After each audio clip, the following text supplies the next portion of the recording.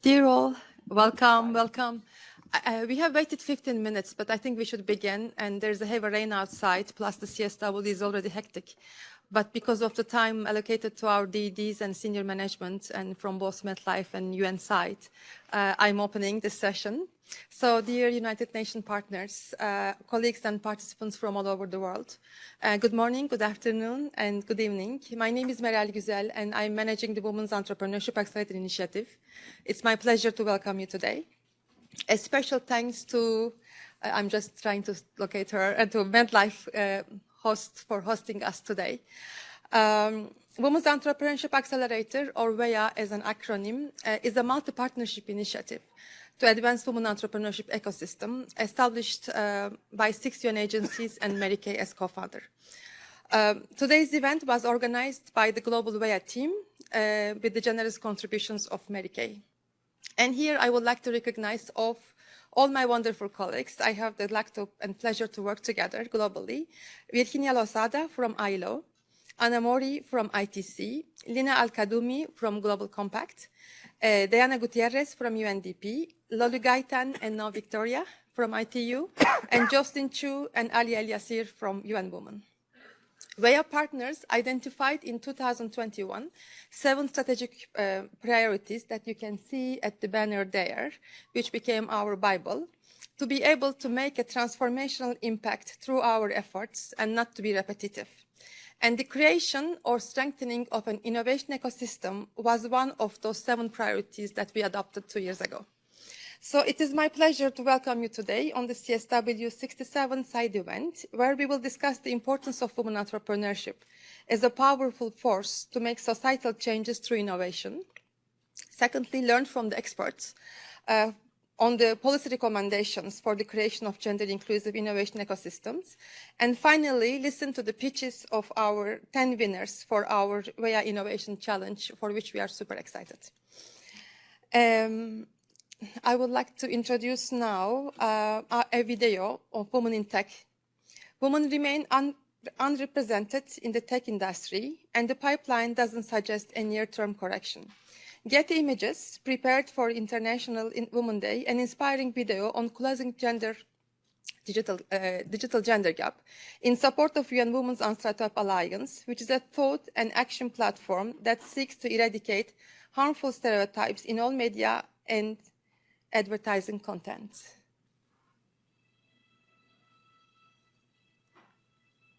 well, you throw like a girl or you run like a girl, and historically that's not been a very positive thing.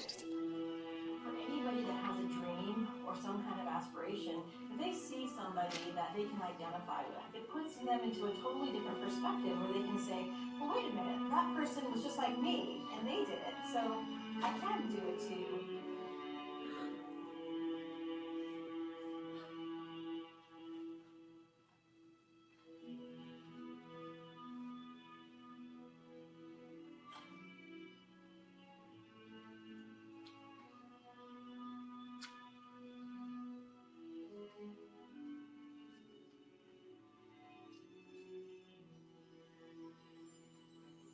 I looked at Neil Armstrong and Buzz Aldrin walking on the moon and thought, that's what I want to do when I grow up.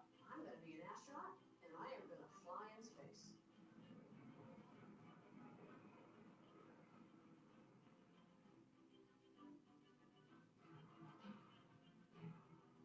Really important to have young girls in science and tech. And if we look at the future of our world, it's being changed by technology.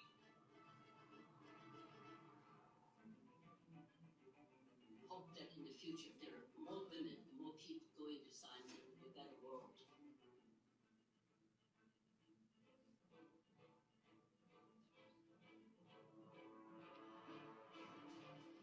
make discoveries and inventions that will change the world.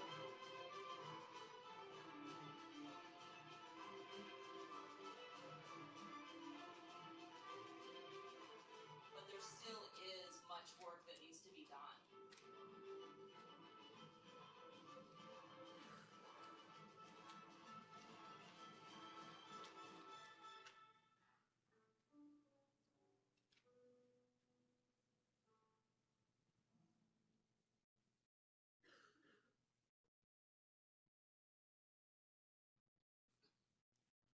I'm delighted to open our event with the participation of Dr. Cindy Pace, Vice President, Global Chief Diversity, Equity, and Inclusion Officer at MetLife.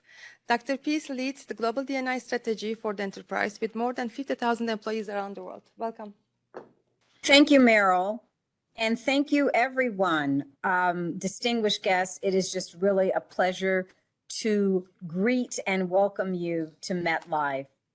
Happy Women's History Month. And I know we are still observing International Women's Day. It's important that we celebrate the historical, cultural, academic, business plethora of acknowledgments to the contributions that women have made around the world. Today, specifically, we are honored and excited to be hosting you as part of the 67th Commission on the Status of Women. Whether you are there in person at our 200 Park Auditorium or you're joining us virtually, get ready for an amazing program focused on women, inclusive innovation, and entrepreneurship. Women entrepreneurs make significant contributions to the economic growth and poverty reduction around the world. While the number of women operating their own businesses is really increasing globally, women still continue to face huge obstacles that stunt the growth of their businesses, such as lack of capital, social norms, as well as time and skill constraints. Even with these obstacles, entrepreneurship can be a powerful force, addressing societal challenges through innovation and support the sustainable development goals. However, innovation is still male dominated. So developing a more gender inclusive ecosystems for startups that requires challenging the current business models and addressing many obstacles that women entrepreneurs continue to face in pursuit of success. Today, the Women's Entrepreneurship Accelerator is critical in this pursuit of success because as we address gender parity in innovation, we can do that through this accelerator, providing mentorship, resources, space, networking opportunities, and access to the capital that women need to make their businesses successful. This pursuit is also important to us at MetLife. We are guided by our purpose, and our purpose is always with you, building a more confident future. This includes building a more inclusive and equitable workplace and society for all. As part of this commitment, I just want to share a few things about what we're doing here and continue to do to support women. We became the first insurer to be a signatory of the UN Women Empowerment Principles, along with 42 other countries where we operate. We joined the Global Innovation Coalition for Change, formerly known as the GICC, and now the Action Coalition on Technology and Innovation. We participated in the first cohort of the UN Global Compact's Target Gender Equality Initiative. And we are active supporters with WeConnect, which helps provide access to a global database of women-owned businesses in over 20 countries, as well as supplier diversity, staff, and training. And as we aim to contribute more towards meaningful change around the world, our own MetLife Foundation has put in millions of dollars to expanding opportunities for women and girls through so many different partnerships that's focused on financial health, careers in technology, and entrepreneurism. This also includes our people at MetLife who volunteer their time and make these efforts possible. You know, most recently I was reading something, and you might have heard this in the news, that the World Economic Forum says that while the gender gap is closing, by 68%, we continue to be at a rate of progress that will take 132 years to reach full parity. I don't know about you, we don't have that kind of time, so we have work to do. And today is part of that work, closing the digital gender gap. So I'm not going to keep you away from a wonderful program.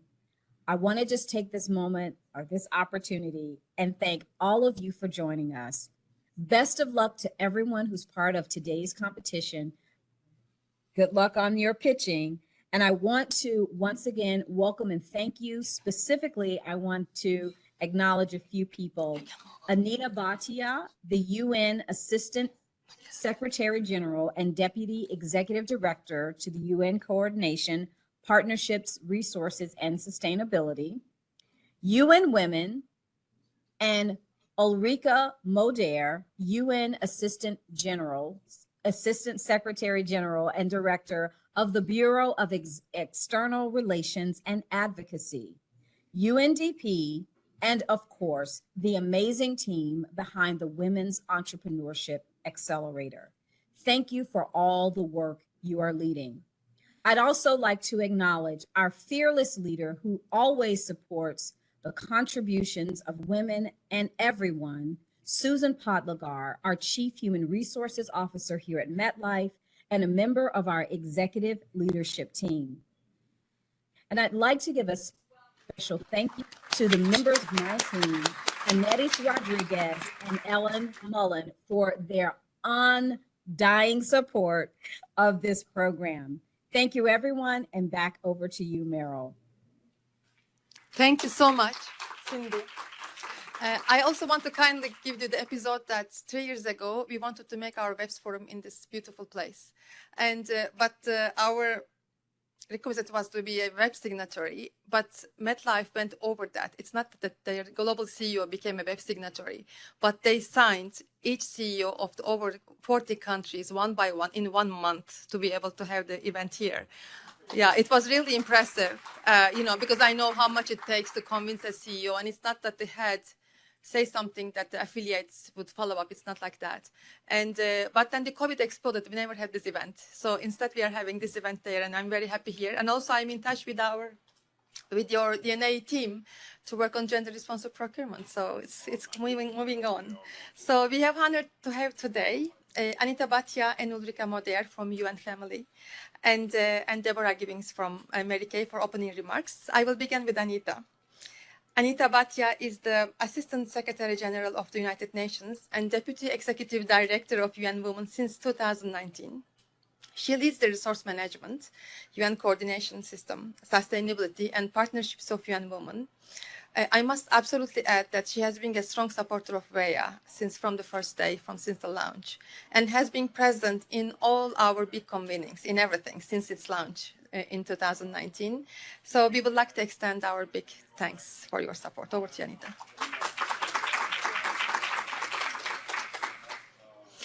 Thank you very much, Meral. Good morning, everyone. And let me just first start by saying that on this gray and dismal day, it is wonderful to be with all of you and to bring some color to this gray and dismal day. Thank you so much to MetLife for hosting us. We really appreciate it. Thank you so much, Cindy, for your words. And thank you so much, Susan. Great to meet you and really appreciate the support and the stewardship. It is a real pleasure for me as UN Women's Deputy Executive Director to be here today. As Meral said, the Women's Entrepreneurship Accelerator is one of our flagship initiatives, and I'm personally very thrilled that I've actually been at every single one of the WEA events. But we would not be here today if it wasn't for a true multi-stakeholder partnership, and I'd really like, first and foremost, to thank our key partners from the UN system who have enabled WEA to reach the level that it has. And this includes ILO, ITC, ITU, UNDP, who's represented here by my good friend Ulrika Moder, the Assistant Secretary General and Director of External Relations and Advocacy at UNDP, the UN Global Compact, and of course, our flagship private sector partner, Mary Kay Global, represented here by our good friend Deb Gibbons. So thank you so much to all of you partners, because we would not be here today without you. Let me say a few words about the topic at hand, which of course is very timely because this year's Commission on the Status of Women is focused on the all-important issue of how do we use digitalization and innovation and education and technology to really create a leapfrogging impact on women's lives. We saw during the pandemic that, in fact, we were all digital natives because the pandemic, one of the silver linings of the pandemic was that it forced us to accept digitalization in our lives in a way that we had thought inconceivable pre-pandemic. But what does this really mean for the all-important issue of women's business? Did the pandemic make it easier or harder? Well, the answer is actually both. It made it easier because many more people were forced to accelerate their digital learning because they had no other options. But for those women who find it difficult to access capital, infrastructure, training, logistics, to get their products and services to markets, it actually, in some ways, became harder because the pandemic made it tougher for women to get access to all of those issues.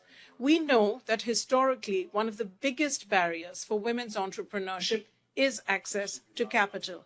And while many small businesses in many parts of the world were helped by government subsidies and checks that governments issued for businesses to cope with the downside of the pandemic, in many parts of the world, women could absolutely not access capital.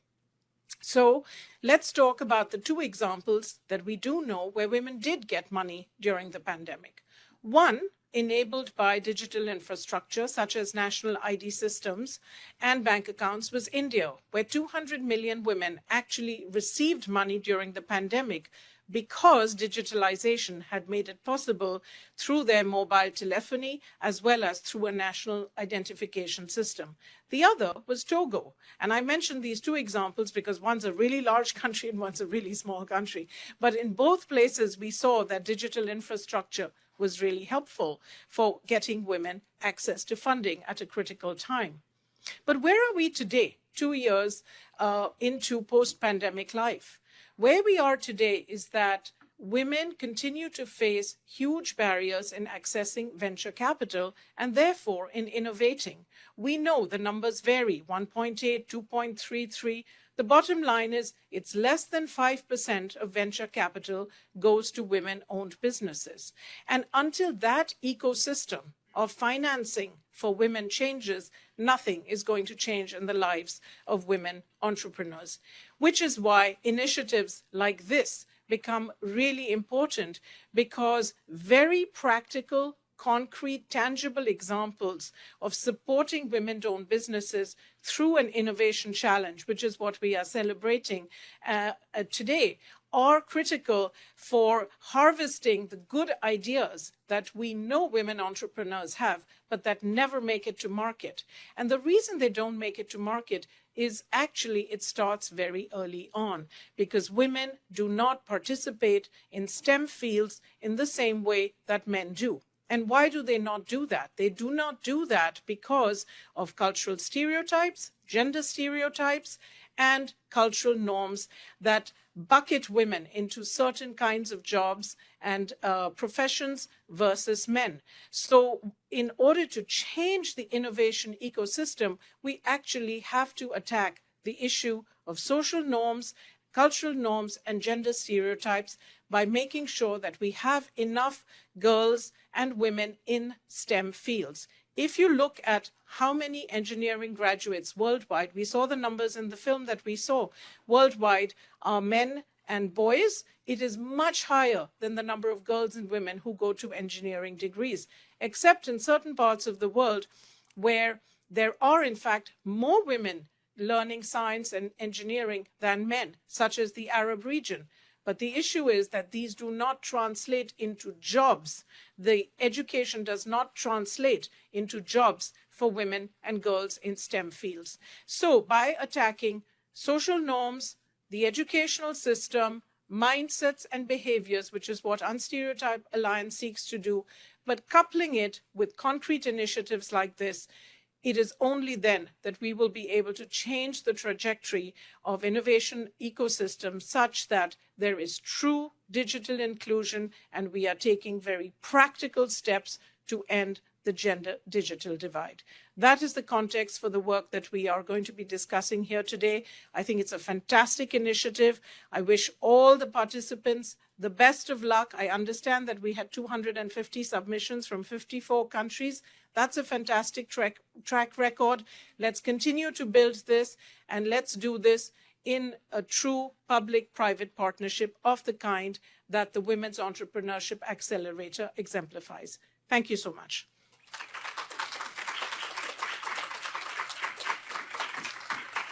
Thank you so much, Anita, especially for the little examples that you gave, the little data you gave. And thank you also for appreciating our multi-partnership structures. Thank you very much. We are turning now to Ulrika. Ulrika is the United Nations Assistant Secretary General and Director of the Bureau for External Relations and Advocacy of United Nations Development Program. In her capacity, she leads the organization in nurturing and growing key relationships with member states and new and emerging partners. Over to you.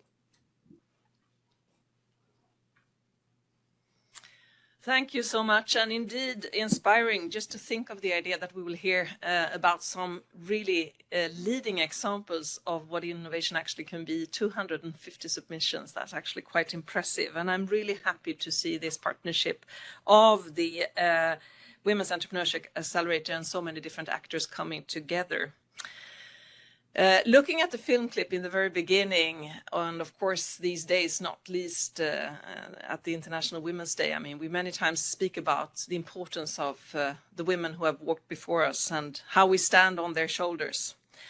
But we really need also to think about the aspirations of those who are now young girls and women, and how we can support them in their dreams. That's, I believe, what this partnership is all about. And I thought about what I wanted to be when I was a young girl in Sweden at the time. We had the Swedish television come into our school. I was 11 years old in 1980, and I thought I have to say something that is not a typical female workplace. So I said, I believe I would want to be a firefighter. And I think the only reason why I said that was because I wanted to get on the television. In a way then, I guess I became a firefighter working for the UN, and firefighting is what we have been doing throughout the past years with the pandemic and the many crises that are mounting now on top of each other. So let me also, as Anita has done, share a bit of reflections. I just wanted also to alert you that UNDP and the UN has a flagship report called the Human Development Report. Before the pandemic, our report was about the increasing inequalities and gender inequalities that we see in the world of today. And we then spoke about two main drivers that can support the closing of the gender gap or the widening. And they were climate change and digital. So indeed, as Anita was saying, this is what we have seen. We can see that there is indeed the possibility to see a quantum leap towards a digital future. We have seen more than 600 million people using the internet for the first time throughout the last couple of years. But on the other hand, we have also seen throughout the past years how critical gains on women's labor force participation and poverty reduction can actually throw us back in time. Women have lost more than 60 million jobs in 1 year alone throughout the pandemic. Close to 30 million women fell into poverty each year throughout the pandemic. And as I said, for the first time, we actually see a regression for what we call human development as we measure it in 2 consecutive years. We are back, and we are now counting to see how we can update these numbers to 2016 when we speak about human development. 2.7 billion people are still offline, and of course, as you would know, women take up the majority of them. So this theme of the Commission of the Status of Women could, of course not, and Anita, you said so, be more timely. Digital is key for what we want to achieve. It's permeating our work, our daily routines, and it's also even defining our family dynamics. They are critical to all the information that we receive, the misinformation, the disinformation that we receive, the knowledge that we acquire, and of course then the decisions that we take. The UNDP Signal Spotlight that we published last week, and we are happy to share also a link to that, reveals key trends for the next 3 or 10 years, including when it comes to digital inclusion. First, the health and prosperity of societies will be shaped by how people live their digital lives. So our choices now regarding how the parameters are drawn, they are really key and crucial. And this, of course, includes the many countries of the world that right now, as we speak, are about or are developing their digital public infrastructure, representing in a way what we could call railroad tracks of this day in time. To see how public can access in different ways from their fingertips, anything from social protection to e-health. And of course, then looking at how people can avoid costly trips. Let's say if you are to give birth from your rural village and you can have the support online. This is, of course, as we all know, a significant barrier in many developing countries, and most notably for women. And the possibilities are just immense with the innovation that we see. The report that we issued also highlights that techno-optimism could make us complacent because we know that technical advancements like synthetic biology or quantum computing could indeed help us tackle great global challenges like climate changes or diseases. But of course, we are also warning about the need to see how we assess the risks of digital.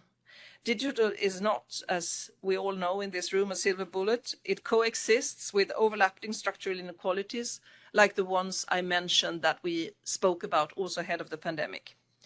Global economies, finance, society, and politics are deeply intertwined. So being disconnected is, of course, being excluded virtually from everything as the world goes digital. So it's even more important now than ever before that we focus on inclusion when we work on digital.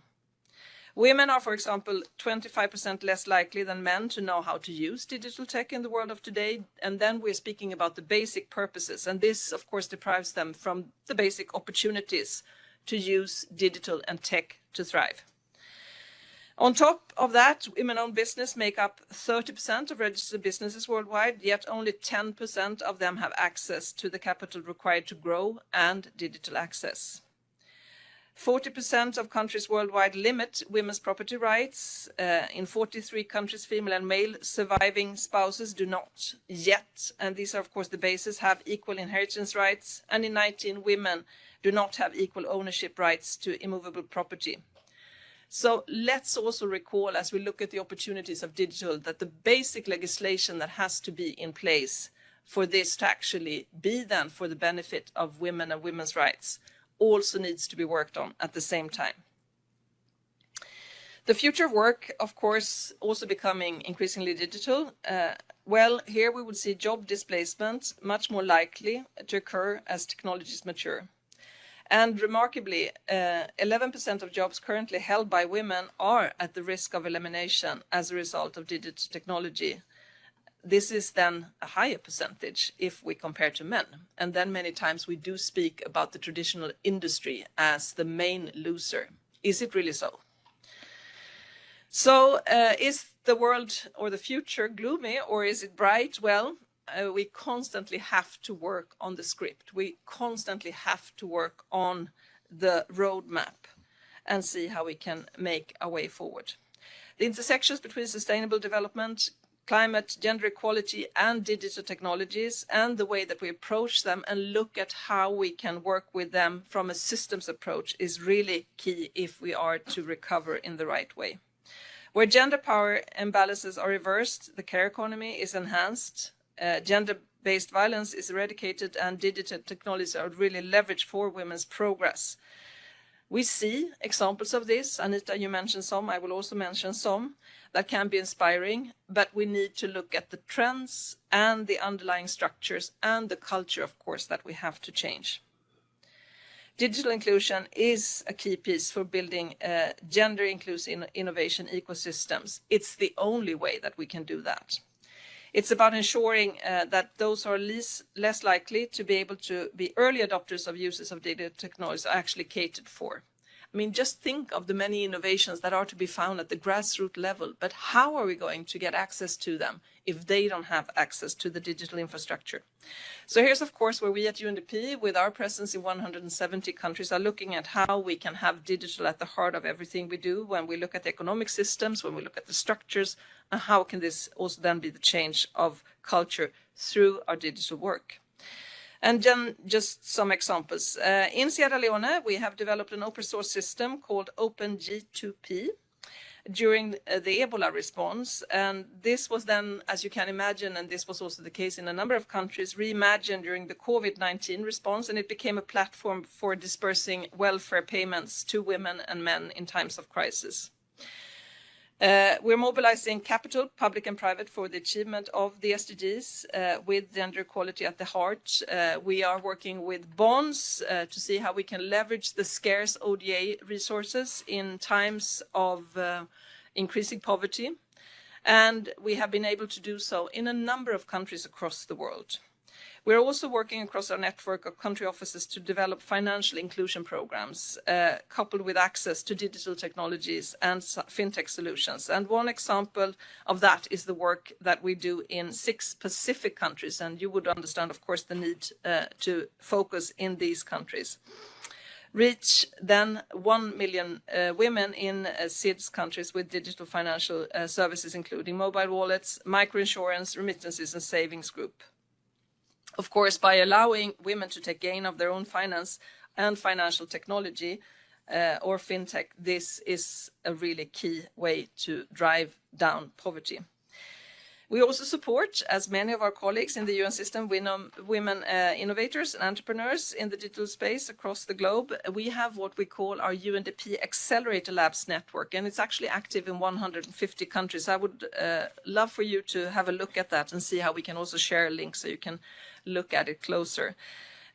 We are now supporting the Women Innovators Program, developing partnership with 4 years in the Arab region, and we have reached 52 women founders of digital startups in 15 countries with more than 500 hours of mentorship. We have an example from Kyrgyzstan, where young women innovators supported by us have launched the first independent Kyrgyz satellite to space.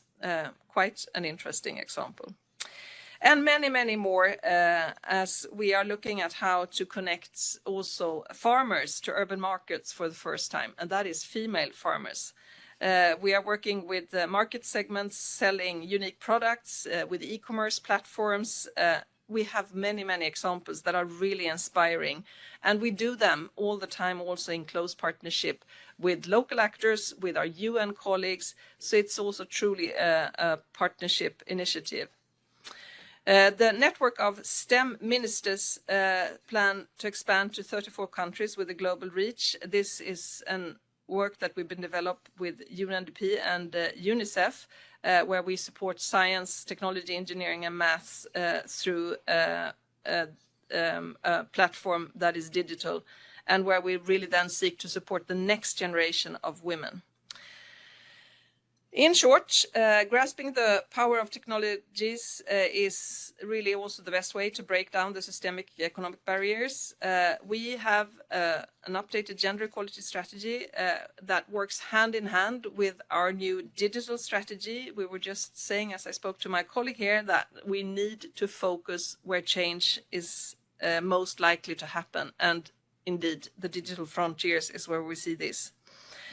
We believe that the power structures are being shaped as we speak. So if we don't find a way to bring digital solutions to tackle these challenges that we see with the care economy, or with the lack of access to STEAM for young women or girls who are aspired to be part of that, then we will see actually a pushback and not a closing of the gender gap. We are building a number of maps and roadmaps to make this happen. We are working with a lot of data analysis and looking also at the difference, of course, between cities and the urban environment as compared to those who have their economies in the countryside. And we believe that we really need to get into detail with regards to the understanding of data to understand how this is shaping much, much faster than we ever could imagine. I believe that many of us are a step behind. We need to not only walk the talk, but actually make sure that we are in front of the change, and also believe that the values that we have come together in the UN to discuss and decide upon with the conventions, also with the decisions to be taken now during the CSW, will also be the values that should guide this future, because if not, it will not be in our control and we will not see a way forward and a closing of the gender gap, but a widening. And of course, this is what we need to change. Thank you so much.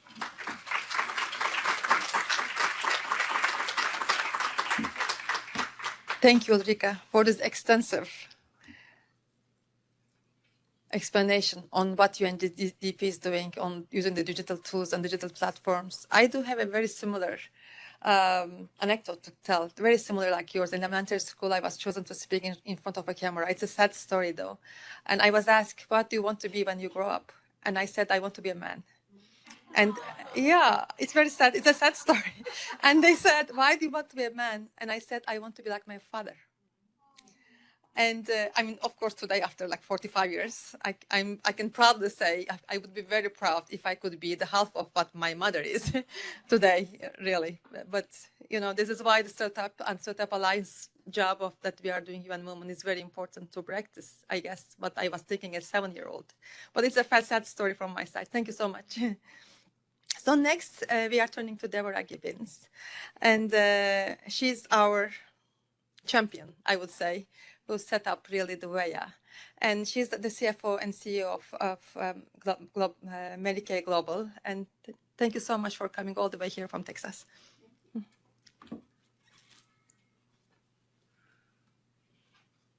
Thank you, Moral. Thank you, everyone. Distinguished ladies and gentlemen, guests, it's my pleasure to be here at this morning's event, despite the gray weather. It's very bright in here, and it is such a beautiful setting. So thank you to Michelle Koloff, the CEO of MetLife, Dr. Pace, and Susan for hosting us in this beautiful venue. And a sincere thanks to Doreen Bogdan-Mountain, the Secretary General of the International Telecommunications Union, and her wonderful team, Dr. Cosma Zavazava, Mohammed Ba, Lali Gaitzen, and Victoria Massa, who in coordination with Moral and our WEA partners have brought this thrilling pitch together. As you see, number 2 on our WEA strategic priorities, the gender digital divide and capacity building, is why we're here today. This topic of gender inclusive innovation ecosystems could not be more important. The pandemic, as you heard from Anita and Ulrika's comments, really transformed how we thought about economies and societies and the acceleration of the digital economy. The trends that we saw really became forefront and accelerated, and this transformation offers tremendous opportunities for gender equality and is addressing mobility and time constraints, the care challenges, all these things. Technology can really help us address and can remove barriers to information and international markets, and enabling women to have a broader network. But we know the digital acceleration can also perpetuate inequalities. As technology changes are underway, we need to address that digital gender gap that exists in access to technologies and education and skills on how to use the technologies. So we have so much work to do. And now is the time to make sure that women aren't left behind. As a private sector company, we see firsthand how innovation plays a key role in spurring women's competition, improving products, and accessing new markets. In my role as Chief Operating Officer at Mary Kay, I've witnessed the importance of digital technology in creating a resilient supply chain. We have operations in more than 35 countries, and our supply chain network was really rocked by the pandemic, like so many companies were. But it offers an opportunity to rethink our processes and optimize our efficiency. Our founder, Mary Kay Ash, who had a vision in 1963 to create an opportunity for women for an advancement through entrepreneurship, she could see the future with women and seeing how the ripple effect that women could have in including them more in our economy. There's a huge untapped potential. It existed in 1963. It still exists today. And that's what we need to address. In developing countries, women-owned businesses only make up 17% of all businesses. And in those same countries, another 35% of women say they want to have a business, but they really don't know how. But they understand how powerful it can be to own a business in their future. So together, more than half of women in these countries see entrepreneurship as a path to the future. If these women enjoyed the same access to resources, including digital tools, think of the opportunities. It would enable these women to accumulate earnings, assets, and economic power, all of which tackle inequalities. The digital economy can't wait for women to catch up, and at Mary Kay, we're doing what we can to share to help address the digital inequalities. And this means something different than it did in the 1960s, but lifting up women entrepreneurs and addressing their barriers they face is still critical. And digitalization, as we've heard, is one of those barriers. And as I said before, we see at Mary Kay in our own business that women have to have access to the tools, but they need to know how to use the tools. They need educational resources to leverage them effectively. For example, at Mary Kay, we've, in addition to spending many resources to create tools, we're working on strengthening our consultants' digital literacy skills. We have a platform called Lincoln Learn that's an award-winning education platform to provide a robust curriculum to our IBCs that they can access anywhere on their phone. We've also created Mary Kay In Touch, which is a one-stop mobile platform for our consultants to do business in the palm of their hands, buying products, learning about them, and connecting to their customers. And so we see the power of digital collaborations, and that's one of the reasons we formed WIA. We're so excited. In 2019, as you heard from Anita, the Women's Entrepreneurship Accelerator was founded through a novel partnership with 6 UN agencies, and we're committed to creating an ecosystem for women entrepreneurs. In addition to prioritizing digital innovation, WIA is focused on elevating gender-responsive procurement, creating a conducive policy environment for women, increasing women's business skills, and the capacity of women entrepreneurs to attract investment. Foundation to each of these WIA priorities is the use of digital technologies. We're a proud commitment maker to Generation Equality Action Coalition on Technology and Innovation, and we believe in the power of partnerships. The WIA Digital Innovation Challenge, which received, as we heard today, over 200 submissions from 54 countries, is a powerful way to show how critical entrepreneurship-driven innovation is for economic growth and digital inclusion. I'm so honored to be a judge here today, and I look forward to hearing the pitches from the finalists who have unique digital solutions for a more gender-inclusive ecosystem. More than ever, we need to build the conditions for women entrepreneurs to innovate, compete, and thrive. It's just too big of a feat for one company or one industry to shoulder, and so we need more cross-sectoral partners to scale this work. With WIA, we have a turnkey platform to shape a more equal and inclusive digital marketplace. So let's not miss this golden opportunity, and let's commit to focusing our efforts to achieve a more inclusive digital future for women and girls globally. Thank you.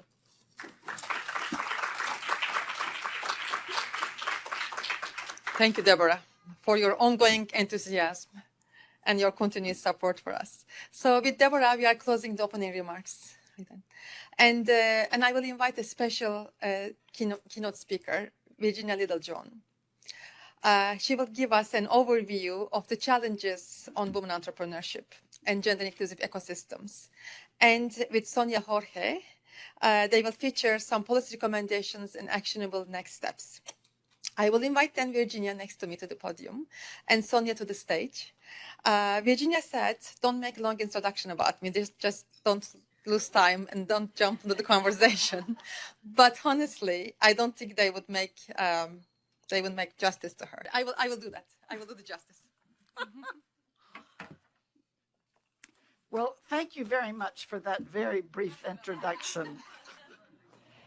So, as probably everyone has heard, the statistics that we have been reading since about 2007 from the World Economic Forum have been under presented because, in part, because of COVID.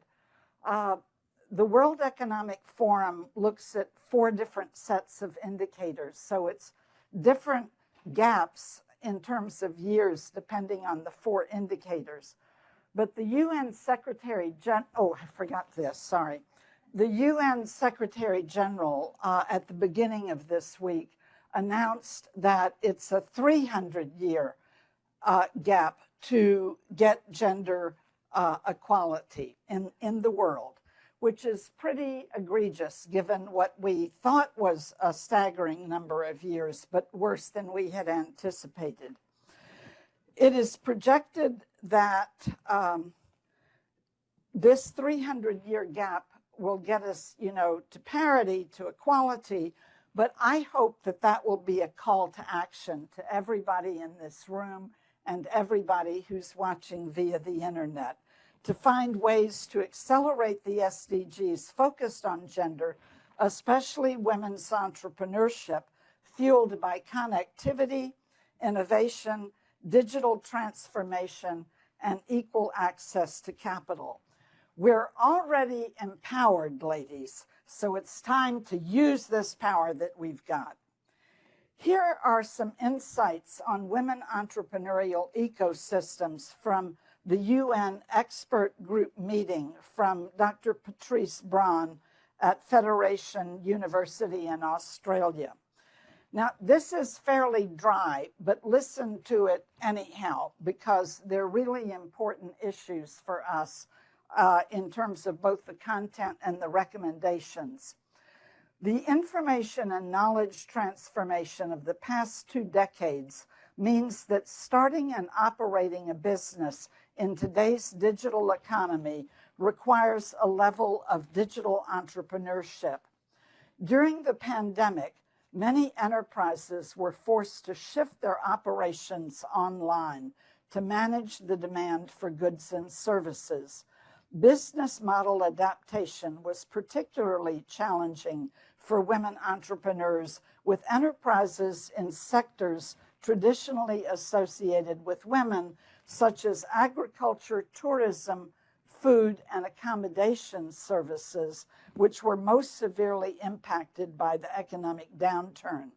E-commerce also provided challenges for women who tend to have lower levels of digital skills and less free time to engage in online activities due to disproportionate household and care responsibilities. In the case of women-led informal micro and small and medium enterprises known as MSMEs in developing countries, pivoting to an e-commerce model was nearly impossible due to lack of digital literacy, stable internet access, e-business skills, and e-payment capabilities within both their own enterprise and in their overall entrepreneurial ecosystems. Research has shown that entrepreneurial ecosystems do not support female entrepreneurs to the extent that they support male entrepreneurs. An inherent gender bias obstructs female entrepreneurs from equal access to ecosystem resources such as finance and markets, while weak governmental and private actor collaboration within ecosystems deters women's entrepreneurship from accessing ecosystem pillars. As a result, many women entrepreneurs tend to go it alone. Policies that take a more holistic framework, such as WIA, are pivotal to unlocking the potential of female entrepreneurs, whereby ecosystem actors working closely together, with each actor making a unique contribution to the digital, entrepreneurial, regulatory, e-trade, and training landscape, can achieve transformative innovation ecosystems. There were 3 key recommendations in this particular report. First, an inclusive systems thinking and action research lens should be adopted to regularly evaluate women entrepreneurs' participation across all pillars of the gender transformative innovation ecosystem. This should encompass the collection of sex disaggregated data. We've been trying to get that for more than 40 years. This should encompass the collection of also building out the infrastructure, digital literacy skilling, resources, markets, financial support, and public procurement. Second recommendation, a gender transformative innovation ecosystem framework must be constructed to unlock the potential of women. This should embody holistic, gender-responsive supports to build women's entrepreneurial capacity and strengthen the digital talent pipeline of women entrepreneurs. Solutions should be contextual and acknowledge women entrepreneurs as a heterogeneous group located across widely different geographic locations and innovation ecosystems with widely varying resource support and educational needs. Now, the third recommendation is my absolute favorite. STEM programs must be evaluated for impact and respect women's individual career choices. National educational curricula, which are still saturated in print skills, I thought that was a wonderful line, saturated in print skills, must be transformed into digital curricula. And if you look at infographics compared to long reports, my eyes glaze over when I'm reading really long reports. But the impact of infographics can really grab you by the collarbone, make you feel passionate about topics and want to work on things and change things. This could include the introduction, here's another one of my favorite lines, coding in kindergarten classes, to engage both female and male students in STEM at an early stage to prepare them for a digital career, workplace, and society. The guinea pig for that is my little granddaughter, Seneca. Age 11, when she was in 2nd grade, I started a brownie troop for her with 10 little brownies from 8 different countries. That's like junior Girl Scouts. And we focused on STEM things, and they were just phenomenal. So now Seneca is studying 3 program languages, and she's also about to start in on algorithms. So ladies and gentlemen, the gauntlet has been thrown down for us. Ever since President Kennedy called for the United States to put a man on the moon in less than 10 years, and everybody thought he was insane. I've been fascinated by moonshots, Apollo projects, high-performance teams, and 10xing the achievement of bold and transformational goals. The end of 2030 is only 7 3/4 years away.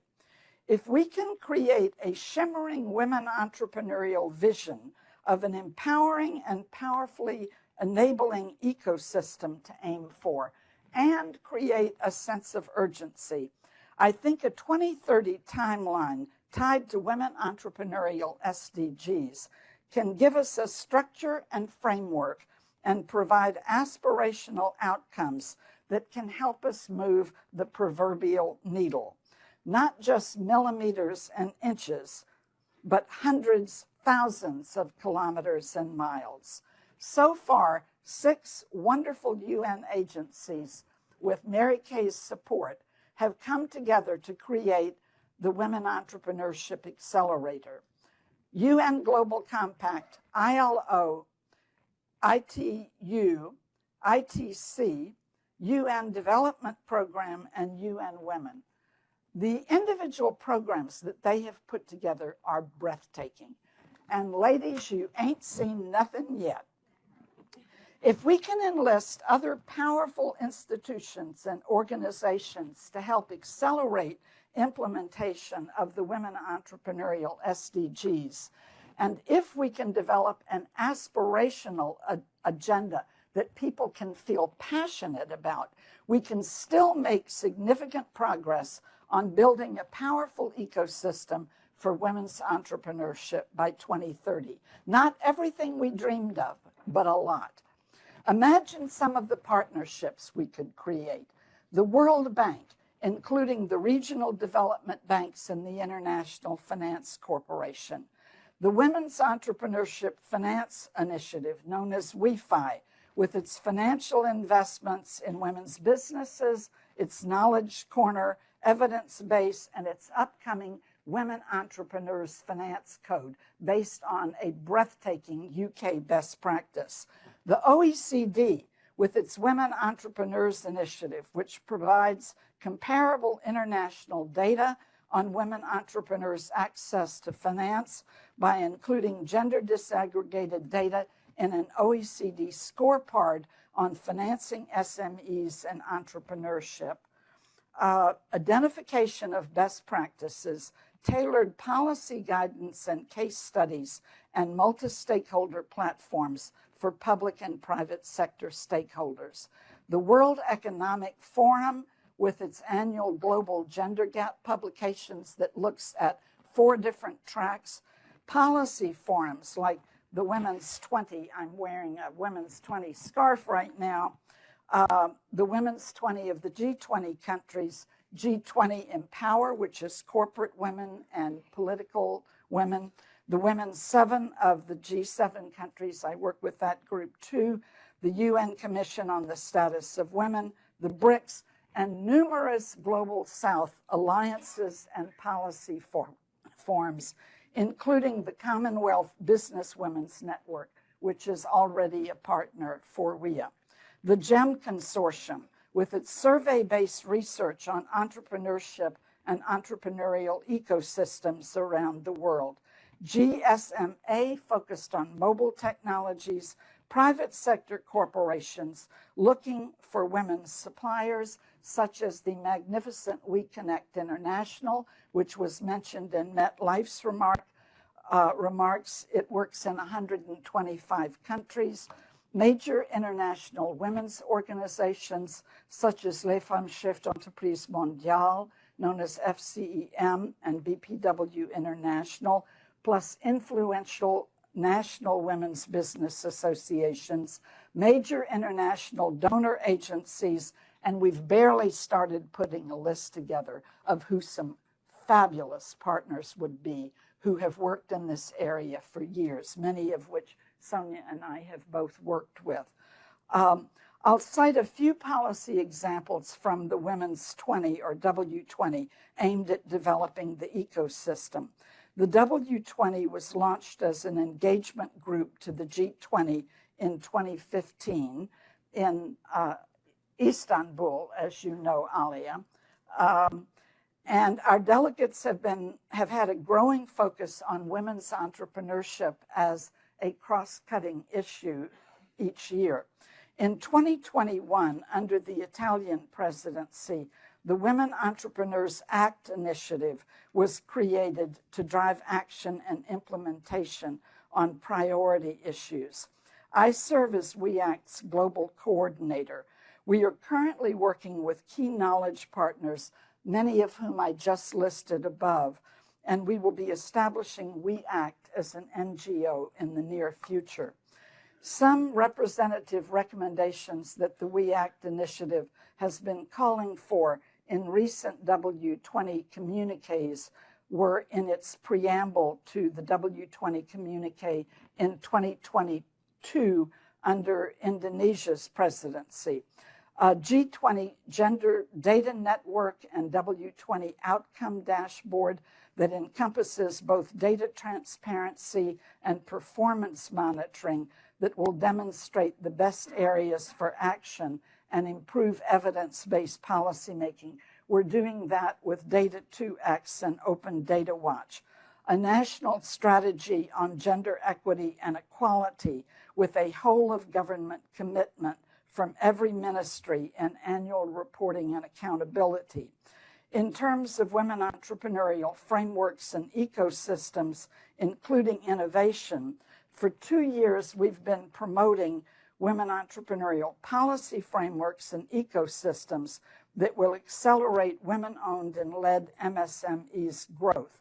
This includes providing access to finance and to markets, corporate markets, public markets, international trade, and e-commerce.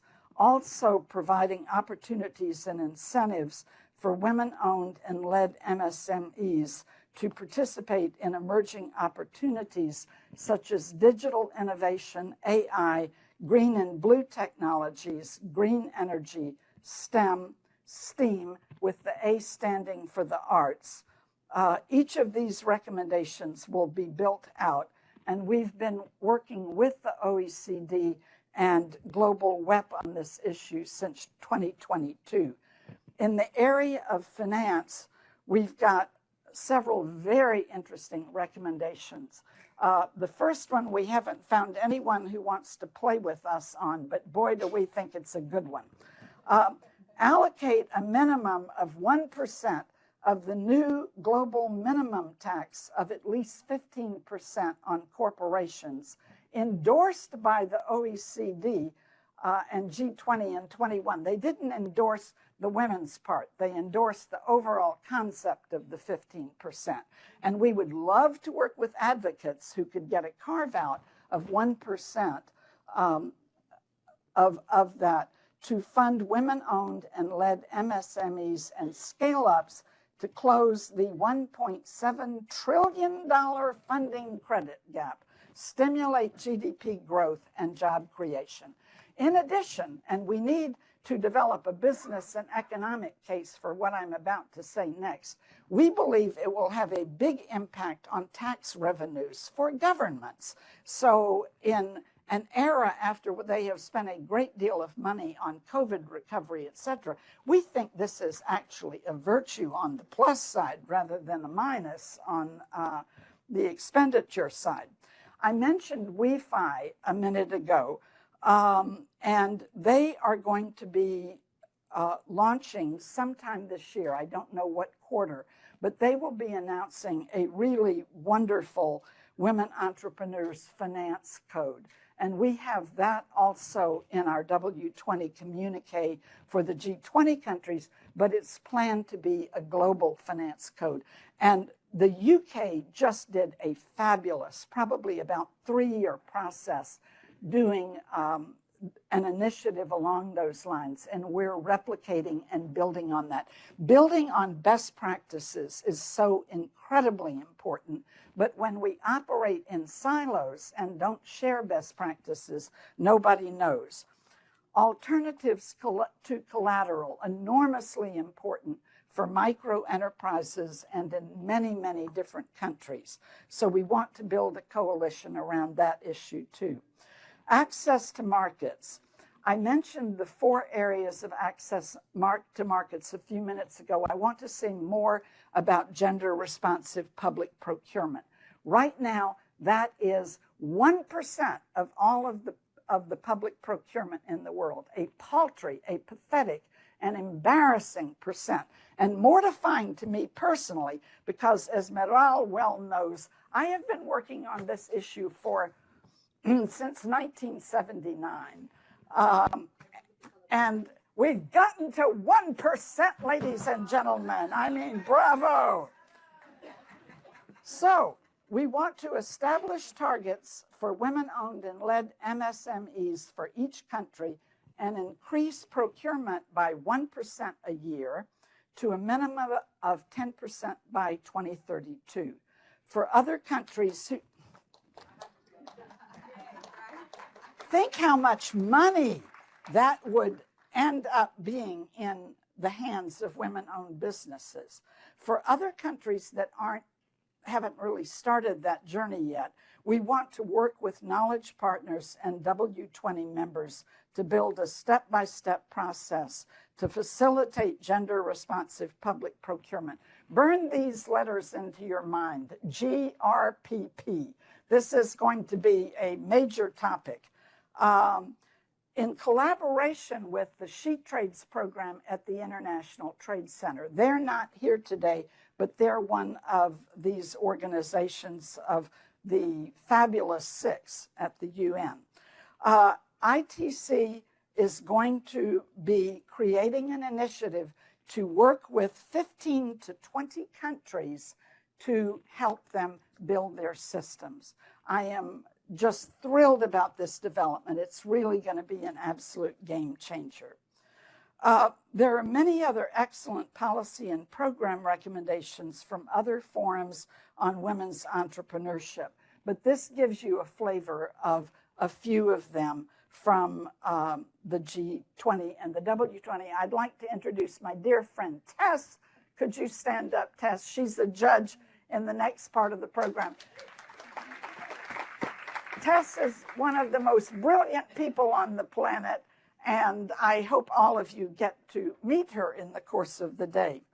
Every tangible policy recommendation or programmatic objective needs an action plan for implementation, as well as a team and team leaders with secretariat support in order to drive implementation of key SDGs and women entrepreneurial initiatives.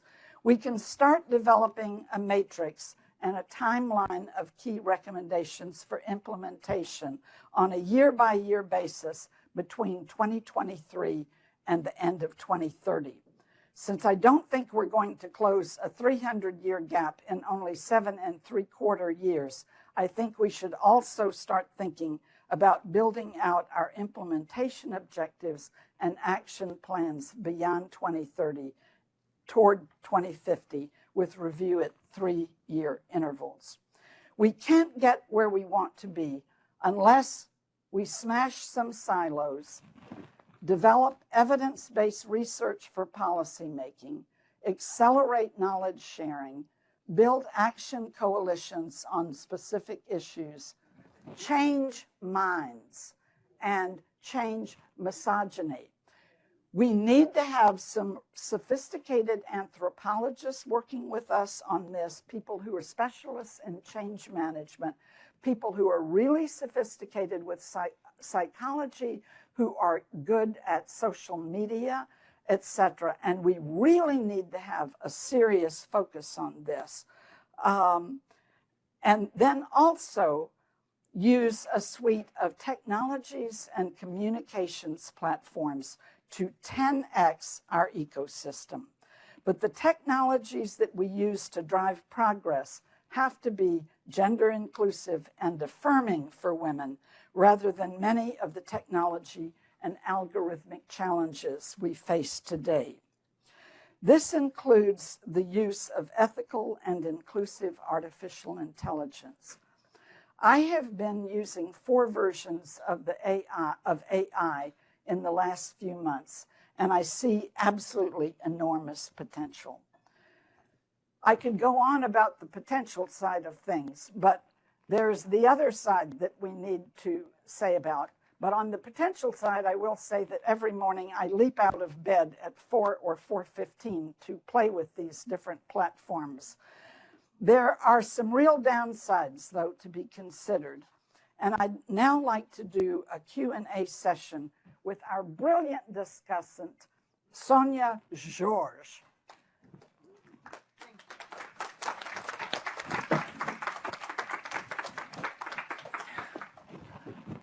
Thank you.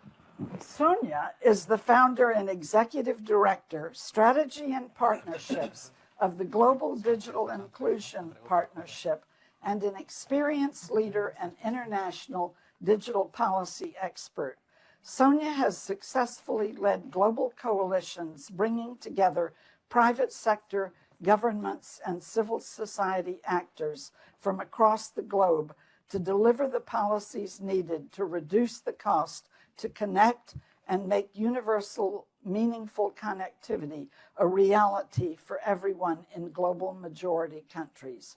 As a policy advisor and gender equality advocate with experience in over 45 countries, she has led numerous digital policy and development projects in various regions and with international organizations such as the World Bank, UNDP, UN Women, ITU, and for private sector companies and associations.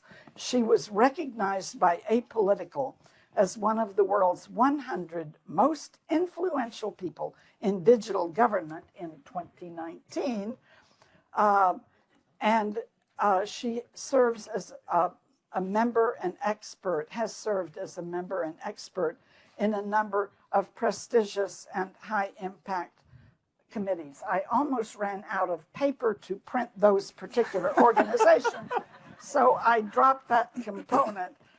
She is, as you can imagine, a frequent speaker at international, regional, and national fora, such as this one. So, Sonia, this is the heart of the technology side of our discussion today. You just heard my remarks. I would like to hear your overall commentary from your perspective, keeping in mind the current state of women's ability to access, co-create, and shape technology. Thank you. Thank you so much, Virginia. And first of all, congrats on this incredible keynote of yours. So really great, so inspiring. Thank you for having me, and thank you for all the organizers and Meryl especially for inviting me. It's really a treat to be here. Unfortunately, we haven't made as much progress as you said, Virginia, and so we are at a very important time. And I think the good thing is that there's a lot of momentum, as you said. And one of the things that I really like about your keynote is this this call for us to really collaborate more strategically. There's a lot of things happening. A lot of us have been together in many different spaces, but the needle is moving very slowly on almost every respect, not just in terms of the digital gender gaps that exist around the world, but all the multiple gaps. I mean, part of the reason why the gaps exist, they are primarily economic, but they are social, cultural. There are so many aspects that Anita, for example, mentioned earlier that are important. So it is not a really good time. It's a bleak time. But at the same time, here we are. I mean, I think the CSW is really an historical moment in bringing us all together to think creatively and really together in how do we want the world to look like, in not just in 2030, but to our children, our grandchildren, and the future generations. And so I really like also as a commentary and to your keynote, I love this idea of what Mariana Mazzucato called mission economies. I don't know if any of you know about her work, and which is very much inspired by the moonshot thinking, Virginia, that you mentioned. In fact, our organization, we put together a really interesting report last year that looked at what would things look like if we took that approach of a mission economy, right? This moonshot approach to digital inclusion and digital development in general. And how would we then not just mobilize, but incentivize every single player to have a role in that moonshot thinking process, right? The trajectory to get us to, not to get to the moon, but in this case, close the digital gender gap and really bring about universal, meaningful connectivity to the world by 2030. And I'm very inspired by that. I think that it's a very important aspect. And I really like the fact that you brought that onto us and challenged us to think about it. And so what I like to say is a couple of things. First, share with you a few pieces of data, and then a couple of things in response to some of the questions and actions that you suggested. So a couple of pieces of data that I think are important. You mentioned the lost opportunity, right, in this divide. And just to be sure that we actually know what it looks like, our team put together this analysis, and we came to the conclusion that in the last decade, the world lost about $1 trillion because we did not include women in economic activity. So, and this is just looking at 32, the largest economies in the world, but 32 largest economies in the world and a lot of low and middle income countries. That means, excuse me, $1 trillion lost for not including women in economic activity. If we change that, if the trajectory changes, we also estimated that we as a world could gain about over 500 billion, about 525 billion from closing that gap. And you mentioned something really interesting, which is the tax income for governments. Governments could win an additional 25 billion a year if they included women as active, self-agent, economic beings in society. That's a huge loss. We have to do something about it, right? So a few things here for all of us, and I say these every time I speak in many of these multiple events. Each of our organizations, each of us individually can do something. We can get involved with an organization. We can do something. I mean, many of the UN agencies here, private sector, hopefully civil society organizations, policymakers, they're working on these. If we all do something, take one of those multiple actions that you suggested, Virginia, we can together start moving things faster. We haven't coalesced as a group as much as we think we did. We have on some topics, not on digital development. This is very new in the development sector, right? Not for me, that's my career, right? I've been doing this for many, many years. But those who hear us are very few and far in between. So one of our partners, and I see many of them here, is the ITU. 2 years ago during COVID, we put together these really incredible research. And we, again, estimated that to close the gap in universal meaningful connectivity, we would only need about 430 billion between 2 years ago and 2030. Okay? That's not a very large number. Think about it, $430 billion. Okay? That is how much we as a world spend a year on soda. That's how much it would take for us to close the universal meaningful connectivity gap that we currently face. That is foundational to bringing women online, to creating opportunities in entrepreneurship, to creating opportunities over digital platforms. Think about it. Every time you buy a piece of soda, you're contributing to that annual revenue in the soda industry. That is, think about that connection, that magnitude, okay? So back to your question and commentary, we do need some moonshot thinking. But it's not that original. We actually know what to do. It's about us really dedicating the time and committing and sticking to the commitments. I am frankly really tired of a lot of commitments. I mean, one of the things, I love working with my colleagues at the UN, and we are such incredible partners all together. I think our colleagues are trying so hard and pushing governments to make commitments. Here we are at CSW. More commitments are going to come out this week.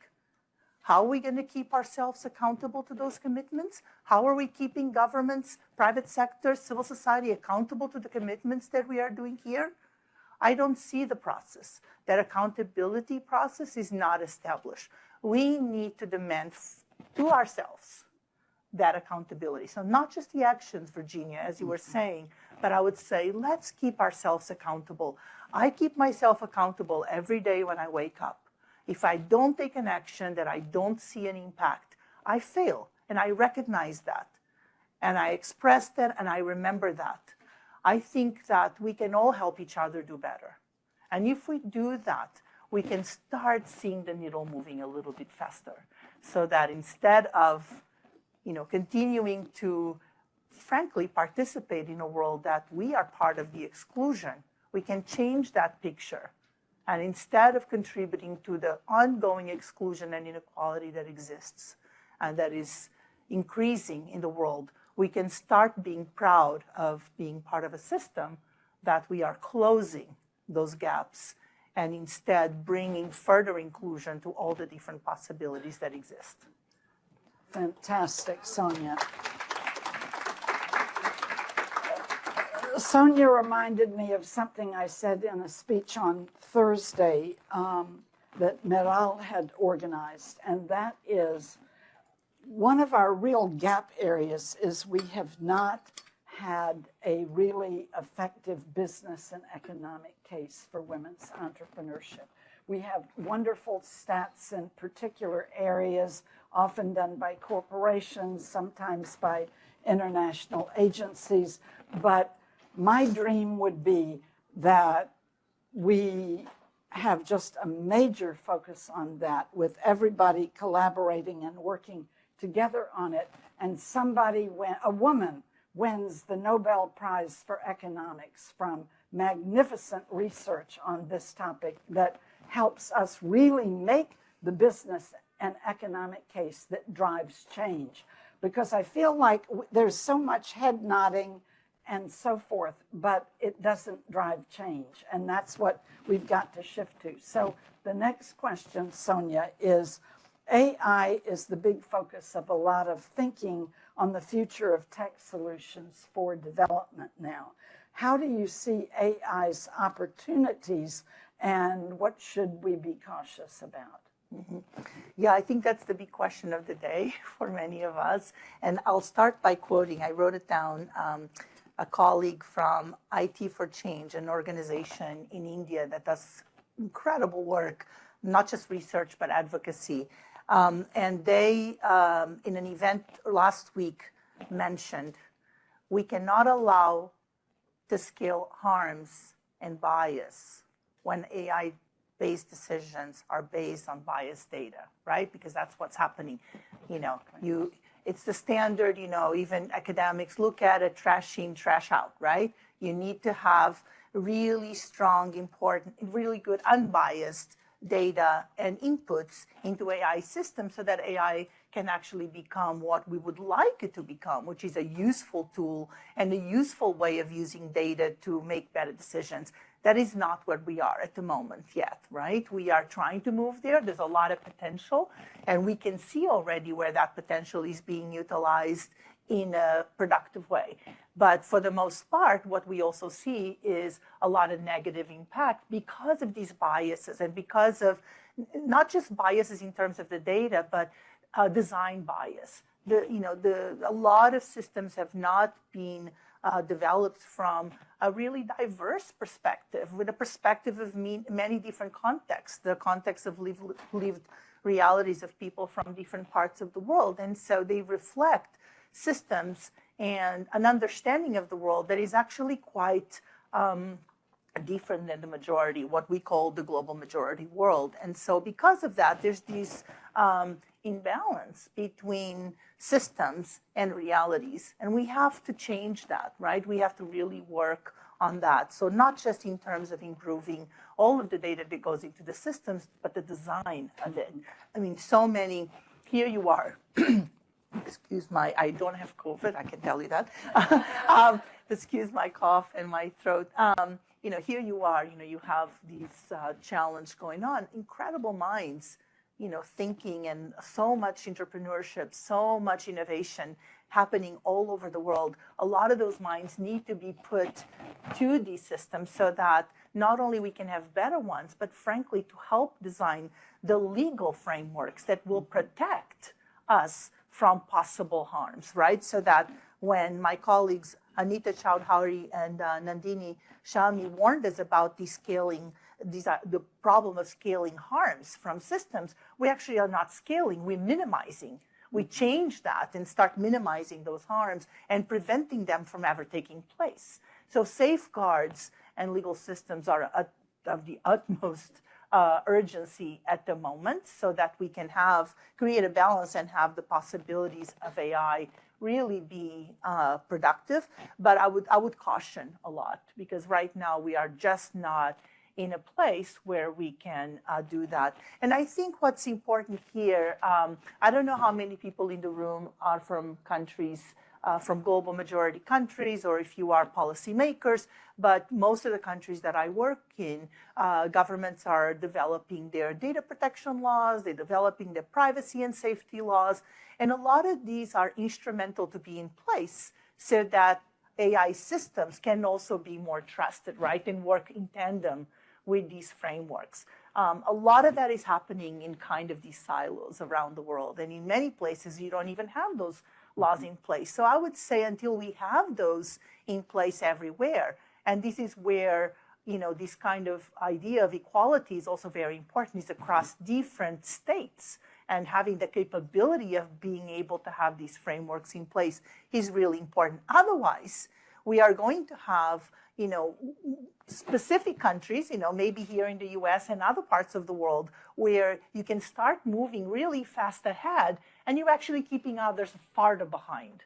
And then you actually creating more inequality and frankly exclusion, because people are going to be even more afraid of contributing and being part of these collective digital development. So these things have to happen in tandem, and I don't see them yet at a moment where they are coordinated. I hope we can get there.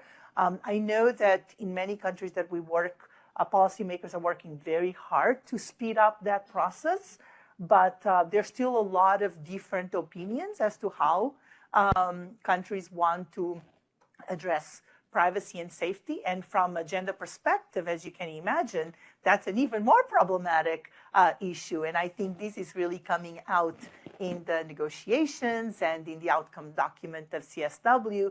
And I'm hoping that those of you who are participating and are in connection with your government representatives can speak to them to make sure that this CSW outcome document can actually be a good starting point to guide countries on the kinds of things that they can and should do to ensure that those safeguards are in place in a way that does not at all compromise gender equality, gender outcomes, and especially the possibilities of inclusion.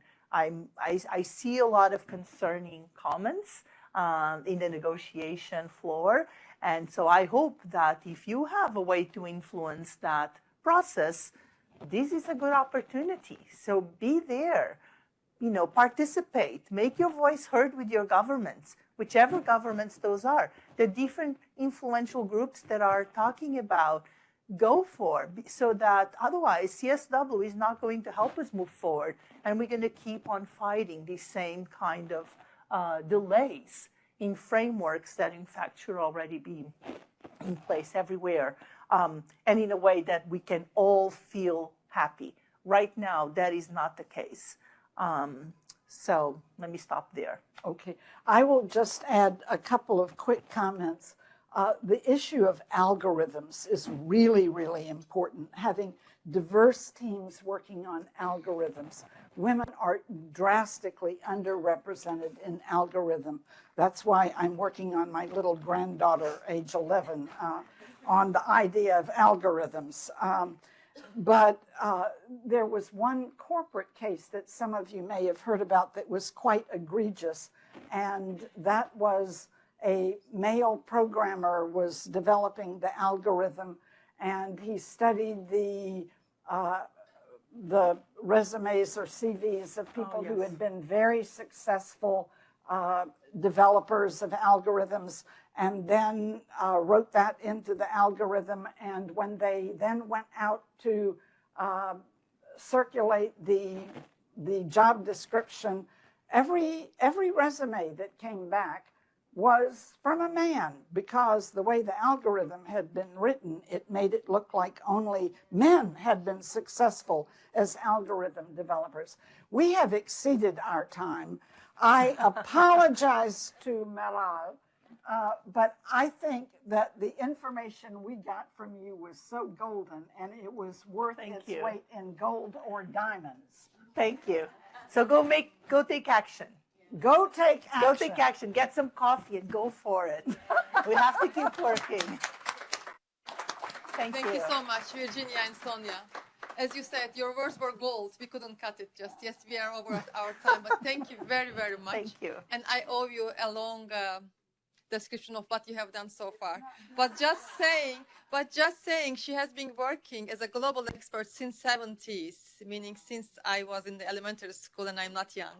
That means a lot, and it means also a lot for us to say that that your blessing. Sorry, I was going to ask you something, but go. Okay, sure. I know it's not protocol, No, but please go ahead. I was going to say, since you're talking about these things, there's a very special woman in the audience that I wanted to acknowledge. Mercy from Kenya. She's the head. She's now the advisor to the minister in Kenya. Mercy, you are. I admire this woman, and she's here. She's probably one of the few real decision makers in the room. It's women like her that we need to do the kinds of things. So I just wanted to acknowledge you are a very special person. Thank you for being here. Thank you so much, Sonia. Thank you. So thank you very much. And also it's a blessing. Getting your blessing of Bea, Virginia, means a lot to us. That is so. So with this, we are closing the red chapter and we are moving on to the purple chapter, to our challenge. And this section has been organized and the whole project has been managed by our ITU colleague. And I'm inviting Lori Gaitan here for this section. Over to you. Thank you so much, Mera. Thank you. I mean, it was very inspiring after Virginia and Sonia. So I hope that this second session also will inspire you more. We have great women entrepreneurs in different countries, moving the needle of closing the gender digital divide in digital innovation. So we really hope you enjoyed this second part of the session. And please bear with us as we are running a little bit late. But at the end, we will have a nice lunch in where we can network all together and discuss about the winners of this Digital Innovation Challenge. And what better time than the 67th session of the Commission on the Status of Women to announce the winners of the challenge, where intergovernmental organizations, NGOs, and member states, as we have our representative from Kenya, gather to celebrate the progress on women's rights and increase our efforts in building an equality in the world. Especially this year, theme on innovation and technological change and education in the digital age for achieving gender equality and empowerment of all women and girls. I really want to thank all the applicants, the more than 250 innovations that we received from many countries, the finalists and the winners. Your work is really powerful and inspiring. We want to keep cheering for you in your journey for bettering the world. And I really want to a special thanks to my colleague, Victoria Mazo, that it's in the back, which has been the brain of this Digital Innovation Challenge. So Victoria, this is for you. I would like also to introduce to you our Master of Ceremony of this session, Mr. Cesar Contreras. He is our Gender Champion for Digital Innovation. He is actually the winner of the ITU Challenge back in 2019 and one of the mentors in the network. Through his career, Cesar has contributed to projects pertaining to the application of technology for the benefit of the people. He has worked for the federal government of Mexico, and he currently works as a telecommunications consultant and has participated in projects on connectivity and digitalization for the Inter-American Development Bank and the Economic Commission for Latin America and the Caribbean. So thank you so much for being with us today, and I pass over the floor to Cesar. Thank you. Over to you.